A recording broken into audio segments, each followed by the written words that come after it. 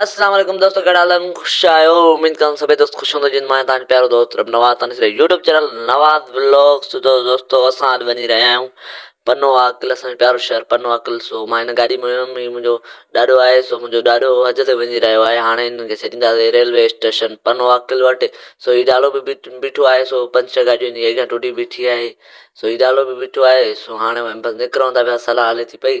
सो हाणे हाजी साहबनि खे सॼण वञूं था रेलवे स्टेशन पनो आकिल। तव्हांजी सपोर्ट जे करे असांखे कैमरामैन कयो अथऊं, तव्हांजो मोहबतूं आहिनि, तव्हांजो सपोर्ट आहे। सो हाणे मां किथे चाढ़ियो थो विगे ते छा तव्हां जे त पियो सभु गाॾियूं अचनि थियूं।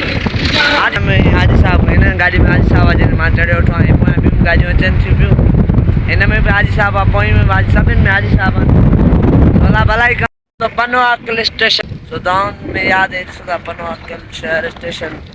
हीअ रेल जी पटड़ी आहे, हिते हाजी साहब लहंदा। सो हाणे पनो आकिल स्टेशन पहुची विया आहियूं।